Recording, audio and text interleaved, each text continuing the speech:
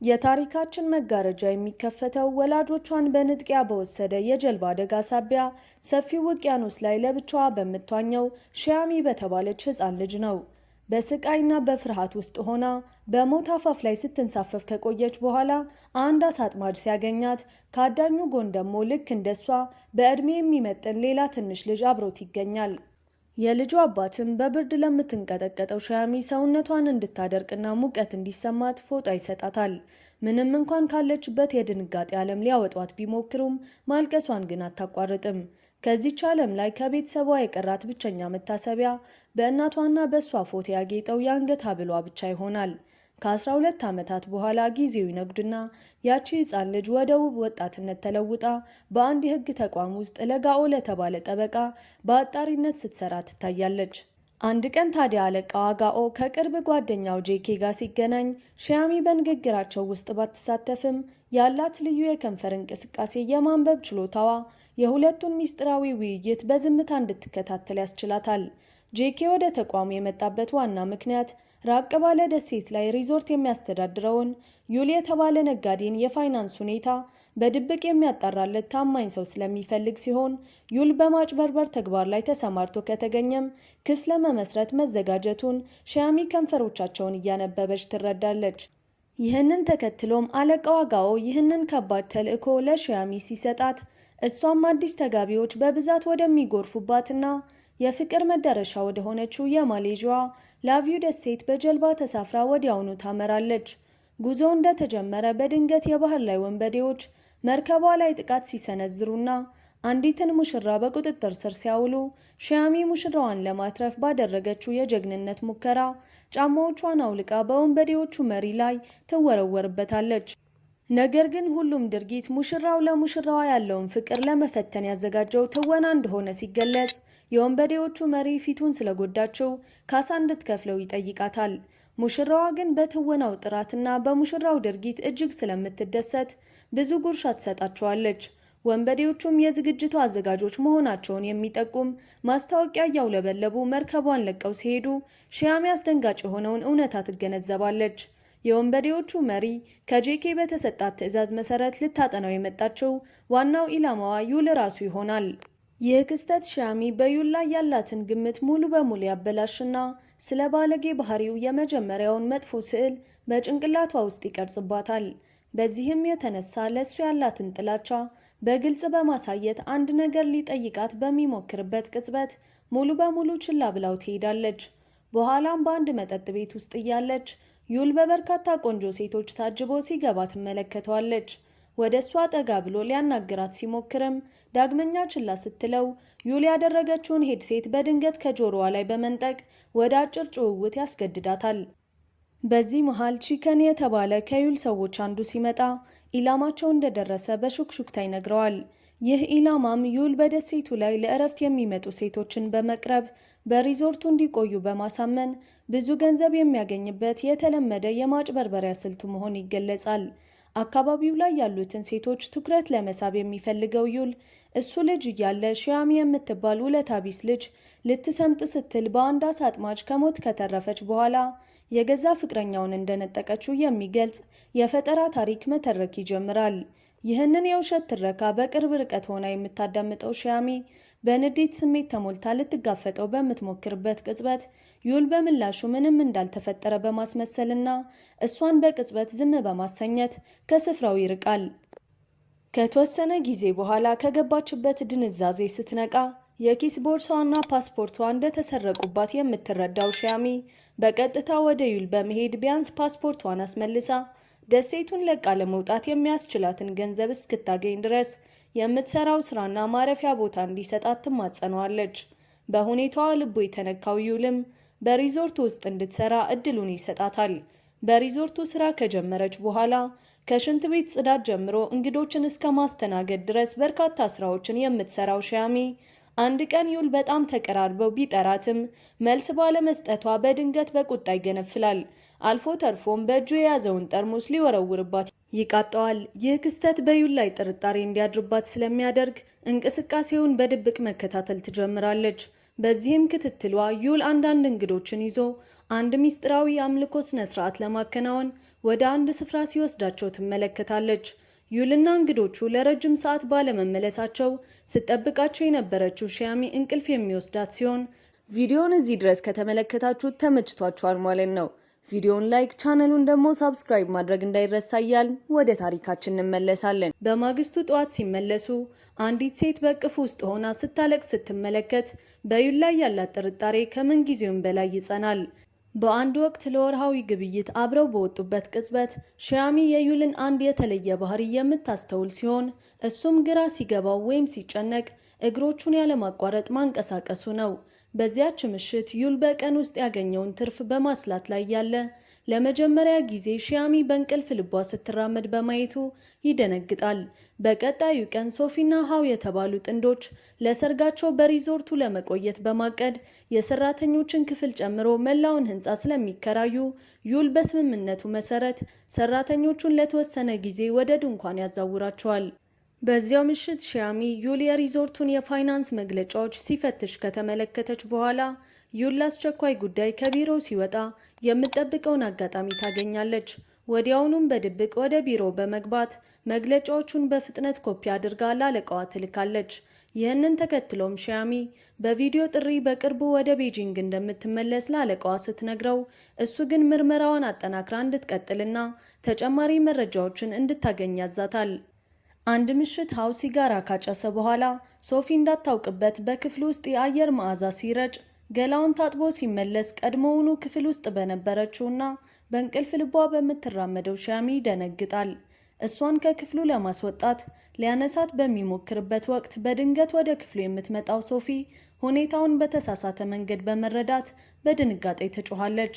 ጩኸቱን ሰምቶ ወደ ስፍራው የሚደርሰው ዩል ጥንዶቹ በከባድ ጭቅጭቅ ውስጥ ሰምጠው ሲገኙ ይህ ክስተት ሶፊ ከሃው ጋር የነበራትን የሰርግ ዕቅድ እንድትሰርዝ ያደርጋታል። በዚህም የተነሳ ዩል በንዴት ከመበሳጨቱም በላይ ለተፈጠረው ሁሉ ሺያሚን ተጠያቂ ያደርጋታል። በማግስቱ የጸጸት ስሜት በሁለቱም ልብ ውስጥ ሲነግስ ዩልና ሺያሚ የተፈጠረውን ስህተት ለማረምና የሰርጉን ስረዛ ለማስቀረት የጋራ ጥረት ይጀምራሉ። ለሃውና ለሶፊ ልዩ የፍቅር ምሳ በማዘጋጀትና በመካከላቸው የነበረውን አለመግባባት ለመፍታት ከብዙ ልፋት በኋላ ጥረታቸው ፍሬ አፍርቶ የፍቅረኛሞቹ ልብ እንደገና ያስተሳስረዋል። በዚህ ስኬታቸው የሚሰማቸው ደስታ ከቁጥጥራቸው በላይ ሲሆን ሳያውቁት በስሜት ማዕበል ተገፍተው አንዱ የሌላውን ትከሻ አግኝተው በጋለ ስሜት ይተቃቀፋሉ። የስኬታቸውን ደስታ ለማጣጣምም ምሽት ላይ በባህር ዳርቻው አሸዋ ላይ ተቀምጠው ቀዝቃዛ መጠጣቸውን እየተጎነጩ ያወጋሉ። በመሃልም ዩል የሺያሚ በእንቅልፍ ልብ የመራመድ ችግር ዳግም እንዳይቀሰቀስባት በመስጋት በእርጋታ የእጇን አንጓ በስስ ገመድ ከራሱ ጋር ያስርላታል። ከዚያም ሌሊቱ ሲያልፍ ለሶፊና ለሃው የሰርግ ስነ ስርዓት ዝግጅት ከሌሎቹ የሪዞርቱ ሰራተኞች ጋር በመሆን በደማቅ ስሜት ይከናወናል። በዚህ ውብ ስነ ስርዓት ላይ ዩል የምስክርነትና የማስተባበር ሚናውን ከመወጣቱም በላይ በምግብ ስራ ያለውን ልዩ ተሰጥኦ ተጠቅሞ የሰርጉን ዋና ሼፍ በመሆን ኃላፊነቱን ይረከባል። በፕሮግራሙ ላይ ሃው ለውድ ሚስቱ ለዩልና ለመላው ሰራተኞች ልባዊ ምስጋናውን በማቅረብ ለስነ ስርዓቱ ልዩ ድምቀት ይሰጠዋል። ሃው ለሚስቱ የፍቅር ዘፈን በሚያዜምበት ልብ በሚነካ ቅጽበት ግን የሺያሚ ፊት በሐዘን ጥላ ሲዋጥ ይታያል። ብዙም ሳትቆይ ከግብዣው ስፍራ በጸጥታ ሾልካ ትወጣለች። እሷ ስትሄድ በአይኑ የቃኘው ዩል ጊዜ ሳያጠፋ ተከትሏት በመሄድ የውቅያኖስ ልብ የሚል ስያሜ የሰጠውን ልዩ መጠጥ አዘጋጅቶ በመስጠት ሊያጽናናት ይሞክራል። በዚህ አጋጣሚም ሺያሚ እንዲህ አይነት ተሰጥኦ እያለህ ለምንድን ነው በቀላሉ ሼፍ የማትሆነው በማለት ትጠይቋለች። እሱም ይህ ሪዞርት በሞት ከተለየችው እናቱ የተወረሰ ውድ ሀብቱ እንደሆነና በዓለም ላይ ካሉ ምርጥ ሪዞርቶች አንዱ ለማድረግ ቃል መግባቱን በስሜት ይነግራታል። ታሪኩ የገረማት ሺያሚ ይህ ሁሉ ጥረት እያደረገ ጄክ የተባለው ግለሰብ ለምን ሊከሰው እንደሚፈልግና በመካከላቸው ስላለው ግንኙነት ተጨማሪ ጥያቄዎችን ታነሳለች። በቀጣዩ ቀን ሺያሚ ምርመራዋን ለማጠቃለል በማሰብ ከአለቃዋ ጋር በድጋሚ ስትገናኝ ስለ ዩልና ጄኬ ማንነት ጥያቄ ታቀርባለች። አለቃዋ ግን በቀጥታ መልስ ከመስጠት በመቆጠብ አይኖቿን ከጀመረችው ስራ ላይ እንዳትነቅል በጥብቅ ያሳስባታል። ይህ በእንዲህ እንዳለ አንድ ቀን በሪዞርቱ በእንግድነት በመጡ ሁለት ሰዎች የቃላት ትንኮሳ ሲደርስባት ባልታሰበ ቅጽበት ዩል በቦታው ደርሶ ከአደጋ ያድናታል። በመጨረሻም ሁለቱ ሰዎች ጄኬ የላካቸው ቅጥረኞች መሆናቸው ይገለጣል። በግጭት ወቅት የቆሰለውን የዩል ክንድ ስታክምለት በእጁ ላይ በላቲን ፊደላት የተቀረጸ የሴት ስም ንቅሳት አይኗ ውስጥ ይገባል። ብዙም ሳይቆይ ዩል ሺያሚን ወደ አንድ ራቅ ያለ ደሴት ከወሰዳት በኋላ ከዚህ ቀደም ከመጡ እንግዶች ጋር መንፈሳዊ ስርዓቶችን ይፈጽምበት በነበረው ስፍራ ላይ ብርዱን እንድትከላከል አንድ ችቦና ብርድ ልብስ ብቻ ሰጥቷት ብቻዋን ትቷት ይሄዳል። በዚያች ሌሊት አጥንት ሰርስሮ በሚገባው ብርድ ውስጥ ሺያሚ አስከፊ የህይወት ታሪኳን እያሰበች ሌሊቱን ሙሉ ስታለቅስ ካደረች በኋላ ጎህ ሲቀድ ከድካሟ ብዛት የተነሳ እንቅልፍ ይወስዳታል። ጠዋት ላይ ዩል እሷን ለመውሰድ ሲደርስ የፈጸመውን የመንፈሳዊ ስርዓት ዓላማ ያስረዳታል። ይህም የድሮውን ማንነት በደሴቱ ላይ በመተው በአዲስ ማንነትና በአዲስ ተስፋ ወደ ቤት መመለስ መሆኑን ይነግራታል። በጀልባ ወደ ሪዞርት በሚመለሱበት መንገድ ላይ በህፃንነቷ ልትሰምጥ ከደረሰችበት ባህር አጠገብ ሲያልፉ ሺያሚ ለሟች ወላጆቿ ጸሎት ታደርጋለች።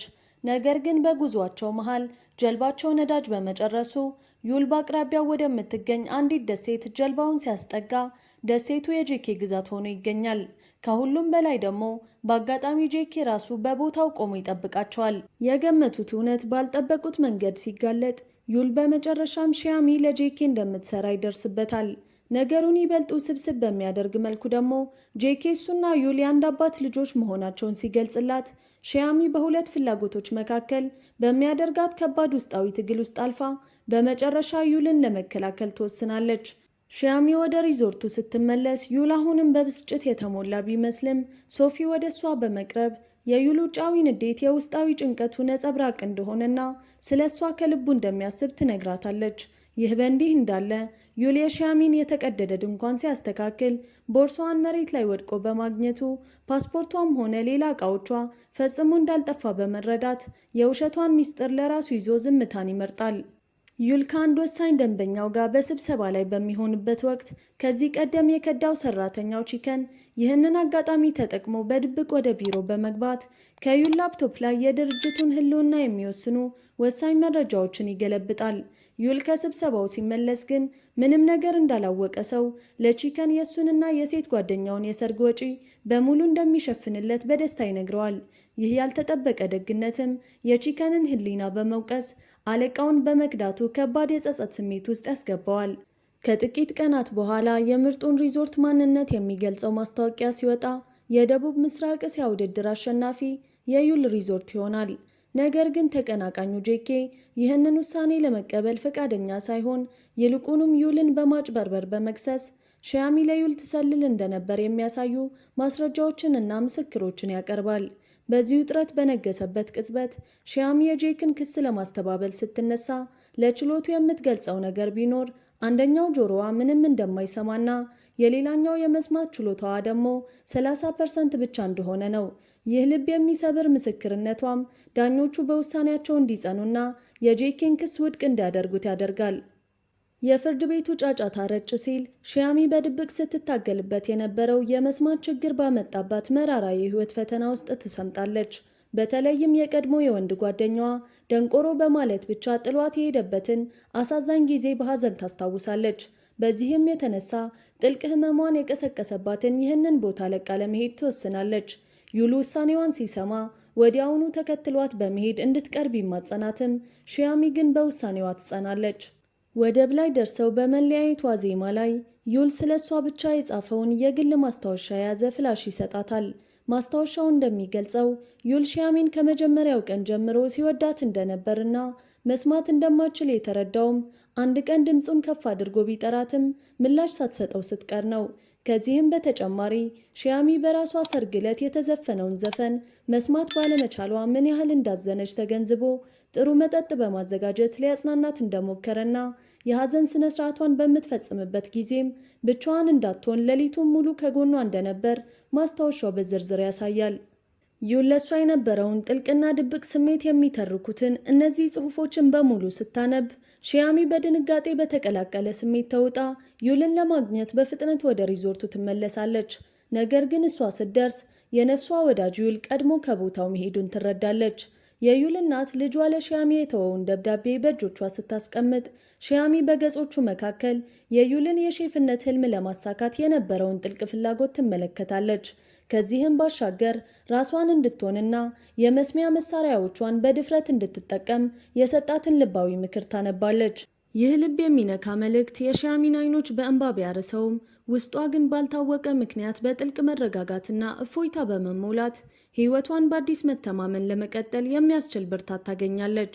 ጊዜውም ነግዶ ከ1 ዓመት በኋላ ሺያሚ የዩልን ምክር በልቧ ሰንቃ በራሷ የምትተማመንና የመስሚያ መሳሪያዎቿን በኩራት የምታደርግ ጠንካራ ሴት ሆና ትገለጣለች። ሕይወቷንም በአንድ ትልቅ የኢንቨስትመንት ኩባንያ ውስጥ በመስራት ትመራለች። በዚህ አዲስ የህይወት ምዕራፏ ውስጥ አንድ ቀን ሸመታ ላይ ሳለች በአጋጣሚ ከሶፊ ጋር መንገዷ ሲገጣጠም ሶፊም በዩል ሪዞርት ለሚከበረው የጋብቻ በዓሏ ጥሪ ስታቀርብላት ሺያሚ በቀረበላት ግብዣ ዙሪያ በጥልቅ ሀሳብ ውቅያኖስ ውስጥ ትሰምጣለች። ከዚያም ከስራ ባልደረቦቿ ጋር ለምሳ ስትወጣ አንዷ ባልደረባዋ በአንድ አዲስ ምግብ ቤት ውስጥ የውቅያኖስ ልብ የተሰኘ ምግብ እንዲሞክሩ ሀሳብ ስታቀርብ ሺያሚ የምግቡን ስም ብቻ በመስማቷ ትዝታዎቿ በቅጽበት ወደ ዩል ይወስዷታል። ምግብ ቤቱ ሲደርሱም ምግቡ ዩል በሪዞርቱ ሳሉ ለእሷ ብቻ ይሰራላትን ልዩ የመጠጥ አይነት መሆኑን ስትገነዘብ ልቧ በናፍቆት እየመታ ዩልን በአካባቢው ለማግኘት አይኖቿን ብታማትርም ከባዶ እይታ በስተቀር ምንም ልታገኝ አትችልም። የሶፊና ይሃው የጋብቻ በዓል በላቪው ሪዞርት የሚከበርበት ቀን ሲደርስ ዩል የሪዞርቱ ስራ አስኪያጅ የሆነችውን እናቱን ለመጠየቅ በቦታው ይገኛል። በሌላ በኩል ደግሞ ሺያሚ ገበያ ውስጥ በደረሰባት ትንሽ አደጋ ምክንያት ወደ ሪዞርቱ ስታቀና በመጨረሻም ዕጣ ፈንታ የሁለቱን መንገዶች በማገናኘት እንደገና ፊት ለፊት ያቆማቸዋል። አብረው መነጋገር ሲጀምሩም የዓመታት እንቆቅልሽ መልስ ያገኛል። ያኔ ውቅያኖስ ውስጥ ልትሰምጥ ስትል መጀመሪያ ሊያድናት የሞከረው ዩል እንደነበር ይገለጥላታል። ነገር ግን በወቅቱ ገና ልጅ ስለነበር ብቻውን ሊያድናት ባለመቻሉ በአባቱ እርዳታ ሕይወቷን እንዳተረፈ ይነግራታል። በዚህ ቅጽበት ሺያሚ ዩል ያኔ ከሞት ያዳናት የአሳ አጥማጁ ልጅ መሆኑን ስትረዳ የልጅነት ትዝታዋ ሙሉ ምስሉን ያገኛል። በዚህ ፊልም አማካኝነትም ከልጅነት አጋጣሚ የተጠነሰሰ አንድ ጣፋጭ የፍቅር ታሪክ ሲገለጥ እኛም ተመልካቾች የበለጠ ደፋር መሆንን፣ ራሳችንን ሙሉ በሙሉ መቀበልንና በህይወት መንገድ ላይ ምንም አይነት እንቅፋት ቢገጥመንም ህልሞቻችንን ለማሳካት መጣር እንዳለብን ትልቅ ትምህርት ይተውልናል። ሀሳብ አስተያየታችሁን ኮሜንት ላይ ጻፉልን። እዚህ ጋር የምትመለከቱትን ቪዲዮ ማየት እንዳትረሱ። ይመቻችሁ።